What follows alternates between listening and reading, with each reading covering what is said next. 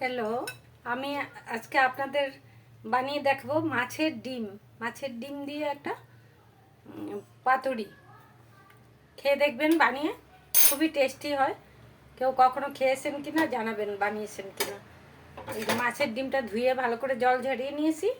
এতে আমি একে একে দিব পেঁয়াজ কুচি, কাঁচা লঙ্কা কুচি,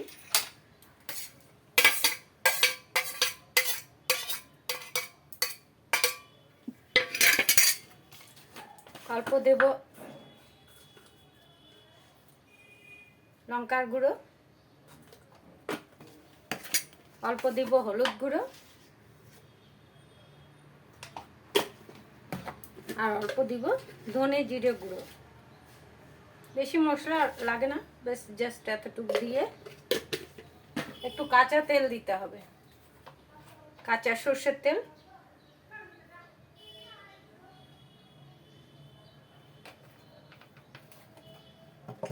স্বাদ মতো লবণ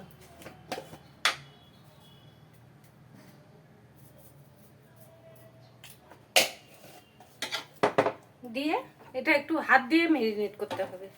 হাত দিয়ে ভালো করে একটু ম্যারিনেট করে নেবে। এটা আগে ম্যারিনেট করে না রাখলেও হয়, সঙ্গে সঙ্গে করলেও হয়। মাছের ডিম এই যে এইভাবে ম্যারিনেট করলাম। এখন আমি এই যে গ্যাসে তাওয়া বসিয়ে দিয়েছি। তাওয়ায় আমি কলা পাতার মধ্যে করব। কলা পাতা পেতে রেখেছি, স্টিম একদম কম থাকবে। এই ম্যারিনেট করা মাছের ডিমটাকে আমি সুন্দর করে লম্বা করে কলা পাতাটার মধ্যে সুন্দর করে দিয়ে দেব।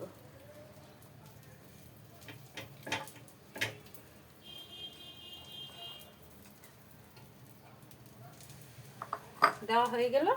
এখন পাতাটাকে আমি এইভাবে ফোল্ড করে দিব। ফোল্ড করে দিয়ে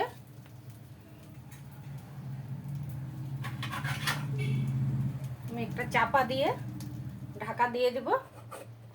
10 মিনিট পর ফিরে আসছি।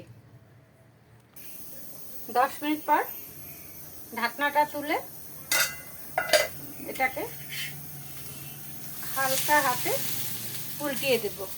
উল্টিয়ে আবার ঢাকা দিয়ে 10 মিনিট রাখবো। 10 মিনিট পর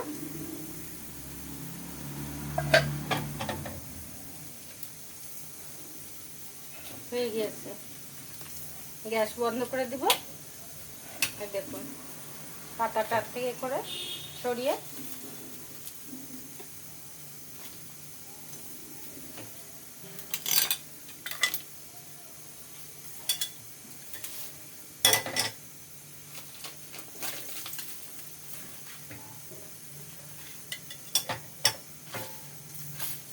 এই যে প্লেটে তুলে নিলাম মাছের ডিমের পাতুরি।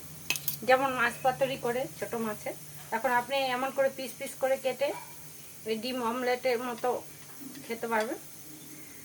বা এটা দিয়ে সবজিও বানানো যাবে পিস পিস করে কেটে। হ্যাঁ, খুব সুস্বাদু হয়, খেয়ে দেখবেন বানিয়ে মাছের ডিমের পাতুরি। Bye bye.